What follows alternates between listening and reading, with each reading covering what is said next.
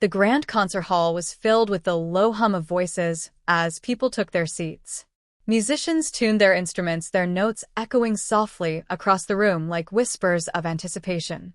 The maestro, a tall man with a dramatic flair, stood at the front of the stage, his baton resting in his hand. He was known not just for his skill but also for his sharp tongue and tendency to belittle anyone he thought beneath him. That night, a new face appeared among the performers, a woman in simple clothing who carried herself quietly, with almost no presence. Her name was Clara, and though her eyes held a calm strength, she looked humble, even invisible compared to the polished musicians who surrounded her. When the maestro saw her clutching her violin case, he smirked loudly enough for others to hear. "A humble woman among my musicians," he said, shaking his head. "I hope you can play more than lullabies." A few of the orchestra members chuckled, though some looked uncomfortable at the cruelty of his words.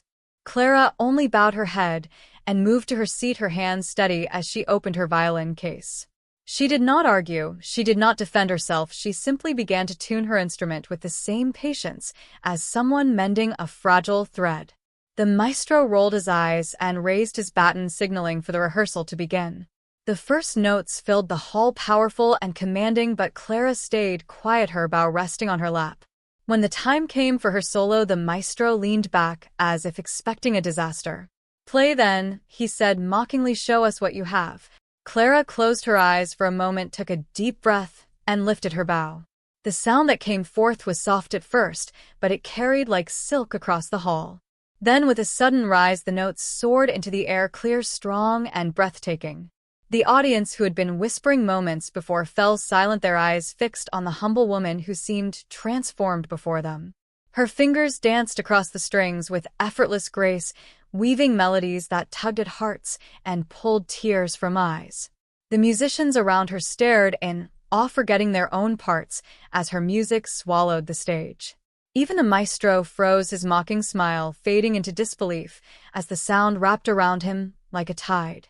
Clara played as if the violin was her voice, each note sharper and deeper than words could ever be. By the time she finished, the final note lingered like a flame, refusing to fade. The silence in the hall stretched until suddenly the entire audience rose to their feet, clapping, cheering, and shouting with thunderous applause. The musicians followed, clapping their hands, and some even shouting her name. The maestro, who once teased her, stood pale, gripping his baton tightly, his eyes wide with a mix of shock and shame.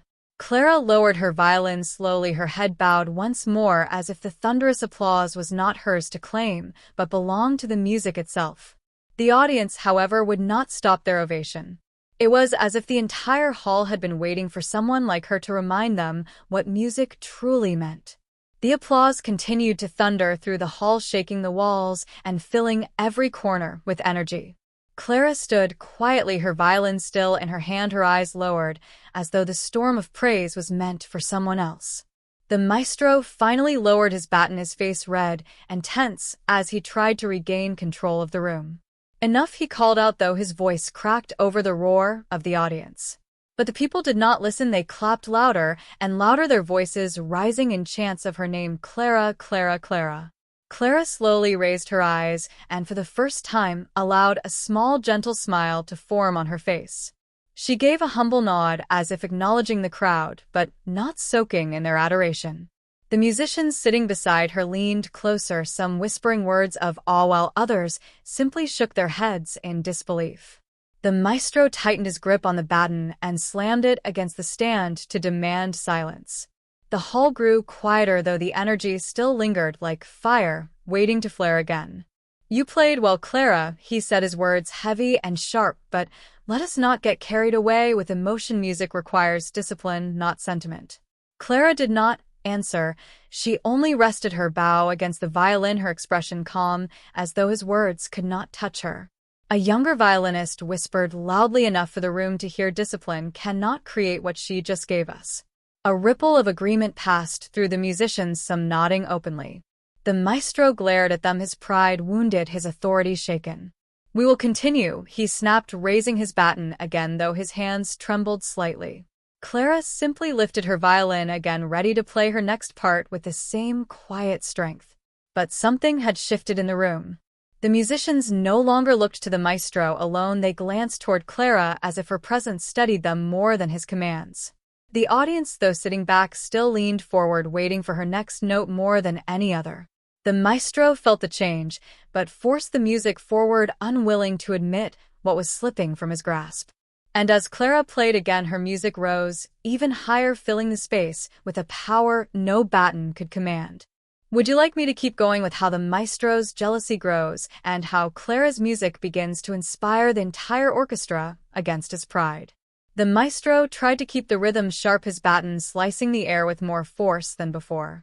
But the musicians no longer followed him with the same obedience. They leaned toward Clara, their bows and instruments answering her tone more than his command. Clara did not try to lead, she only played with sincerity, her music weaving through the hall like light breaking through clouds. The sound of her violin carried such warmth that even the hardest edges of the orchestra softened, blending into something richer. The maestro noticed, and his jaw clenched tighter, sweat forming at his brow as he realized his control was slipping.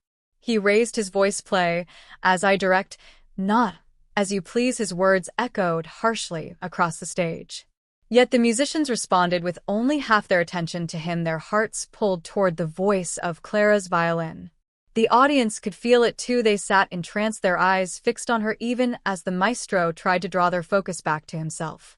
Clara did not look at him, she did not argue, she only kept playing, her bow gliding across the strings with calm, unshaken grace. Every note seemed to tell a story of struggle, of quiet strength, of something unbreakable. A cellist nearby lowered his eyes, overcome with emotion, and let his playing match Clara's flow. Soon the others followed, one by one, drawn into her rhythm until the orchestra as a whole sounded like a living, breathing soul united through her presence. The maestro struck the stand with his baton again, his frustration boiling, but the sound was drowned out by the music rising higher and higher. The hall quivered under the force of it, the chandeliers trembling as the audience leaned forward, unable to break their gaze from Clara. The maestro tried to shout over it, but his words vanished, lost in the beauty of what was unfolding. For the first time he seemed small, standing before them, a man waving a stick, while true music blossomed behind him. And Clara still played, her face serene as though she was unaware of the storm she had created, though every note of hers commanded it. Would you like me to continue into the moment where the maestro finally begins to lose all authority as even the audience openly sides with Clara? The maestro's hand trembled as he lifted his baton again, but this time it no longer carried weight. The musicians had stopped watching him entirely, their eyes following Clara, her bow gliding with certainty and her music pulling them deeper into her lead. The audience began to whisper in awe, their murmurs rising as they realized they were witnessing something far greater than the maestro's usual performance. Clara's music was not just sound, it was emotion painted in the air. It reached into every heart and brought forth feelings too deep for words. The maestro slammed his baton onto the podium so hard it cracked, but the sound was drowned out by the orchestra's swelling around Clara.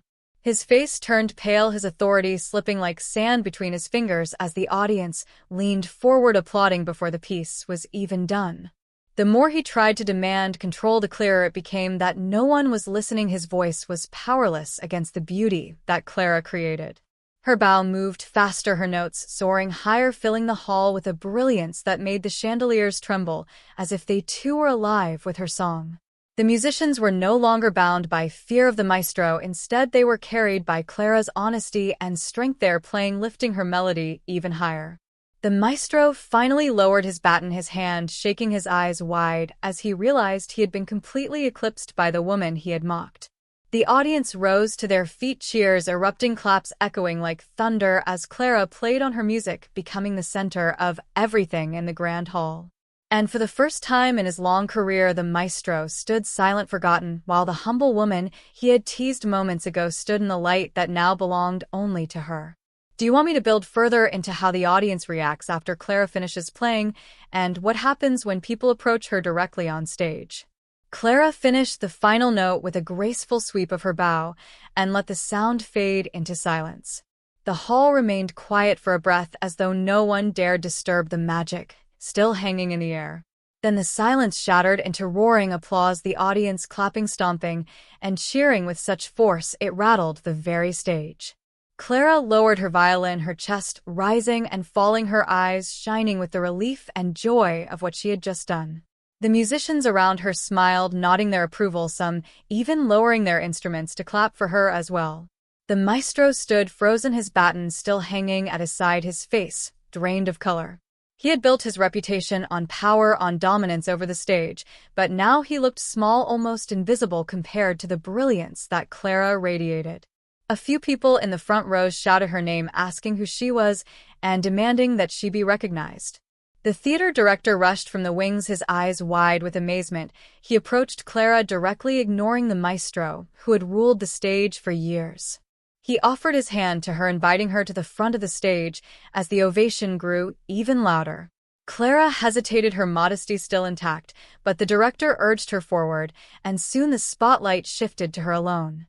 The maestro tried to speak, his voice rising above the noise, but the crowd drowned him out. They were no longer his audience. He stumbled back, his hand shaking, while Clara bowed humbly, her quiet strength now undeniable in front of hundreds. The hall shook with cheers, the thunder of applause rolling endlessly as Clara stood in the light that once belonged to the maestro. Would you like me to continue with how the maestro reacts afterward in private, and what opportunities open up for Clara after this unforgettable night? Backstage, Clara tried to slip quietly into the shadows, but people followed her, eager to speak with her. Several musicians surrounded her, offering congratulations, their voices filled with admiration and awe. A well-known critic pushed through the crowd, his notebook in hand, his words tumbling out as he declared her performance one of the most moving he had ever heard. Clara flushed, her cheeks warm, yet she remained humble, thanking them softly with the same quiet grace she had shown on stage. Meanwhile, the maestro lingered near the curtain, his jaw tight, his hands clenched as he watched the attention flow toward her. For the first time, he was not the center of praise, and his pride battled with the reality of what had just unfolded. He tried to convince himself it was luck or chance, but the echo of her music still rang in his ears, too pure to be dismissed. The director stepped forward once again, his eyes fixed on Clara, and he spoke of opportunities, future concerts, and even the possibility of her leading a performance of her own. The words hung in the air like a promise, drawing gasps from those who heard them. Clara blinked, unsure if she had heard correctly, her modest heart struggling to grasp that such an honor could be meant for her. The maestro stiffened at the suggestion, his pride burning, yet he could not argue with what the audience had already decided. The whispers spread through the backstage hallways, people talking about her as though a new star had just been born. Clara clutched her violin case, her thoughts racing though she tried to steady herself, reminding her heart that she was just a woman who loved music. But deep inside, she felt something awakening, something she had long kept hidden, a quiet power that the maestro himself could no longer deny. The crowd around Clara grew larger as more people filtered backstage, eager to meet the woman who had stunned an entire theater. A young student approached her nervously, holding a small violin in her hands, her eyes wide with admiration. She told Clara that she had never believed someone quiet and ordinary could command such strength on stage, and that she now wanted to learn to play just like her. Clara knelt down gently, encouraging the girl, telling her that music was not about pride or power, but about honesty and heart. The moment softened the atmosphere even more, and several others nodded their agreement as they listened. The maestro still lingered, watching from the shadows, torn between bitterness and reluctant respect. His reputation had always been built on control and dominance, yet tonight he had been shaken by something he could not contain. The director turned toward him with a knowing look, then back to Clara, suggesting once again that she should headline a concert.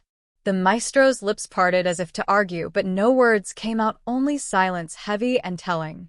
Clara hesitated, glancing between them, her hands trembling slightly on her violin case. She had never sought fame, and the idea of leading a grand performance seemed overwhelming. But the fire she felt on stage when her bow touched the strings still burned in her chest, reminding her of the truth of what she carried inside. The audience's ovation still echoed beyond the curtain, refusing to fade, as though it demanded she take the path opening before her.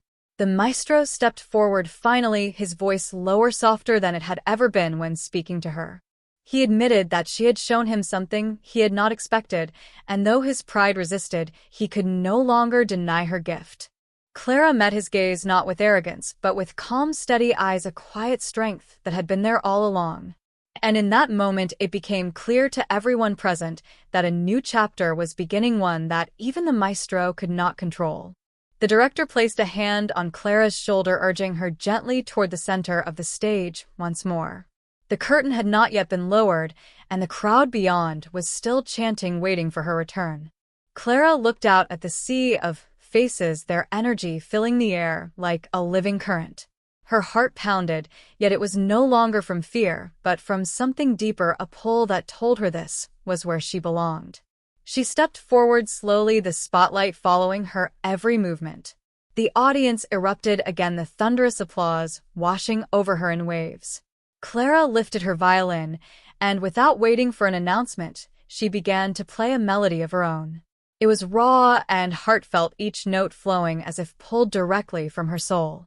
The theater grew silent, people leaning forward, captivated by the purity of her sound. Even the maestro closed his eyes, listening intently, his rigid stance softening with each phrase. The music filled every corner of the room, rising and falling like a story told without words. Clara's bow danced across the strings, her face glowing with a quiet joy, as if she had finally found the voice she had been hiding all along. When the last note drifted into silence, the crowd stood as one, roaring with admiration. Clara lowered her violin, breathless and trembling, but she could not hide the small smile that touched her lips. Backstage, the director whispered that history had just been made and that nothing would ever be the same again. Clara stood still in that moment, surrounded by cheers, yet grounded in the simple truth she had always known, that music was not about glory, but about reaching hearts. The maestro slowly walked across the stage, his polished shoes echoing in the silence that followed the applause. Clara held her violin close, unsure of what he might say, but his expression was no longer sharp or mocking. He stopped before her, and for the first time, he bowed his head slightly, a gesture of respect that few in the theater had ever seen from him.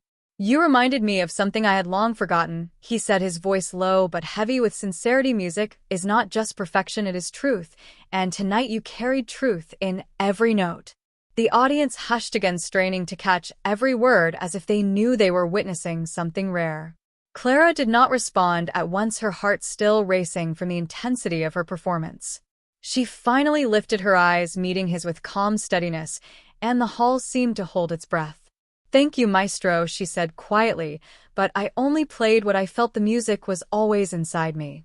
The maestro gave a faint smile, almost wistful, and turned to face the audience, raising Clara's hand high, like a champion being honored.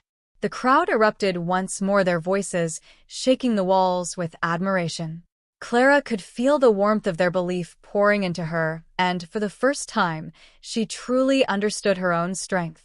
Backstage, musicians whispered in awe, some wiping tears from their eyes, others nodding as if they too had learned something profound.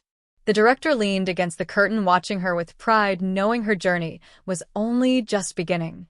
Clara stepped back from the spotlight, her violin still in hand, her heart still full, ready for whatever awaited her beyond the stage.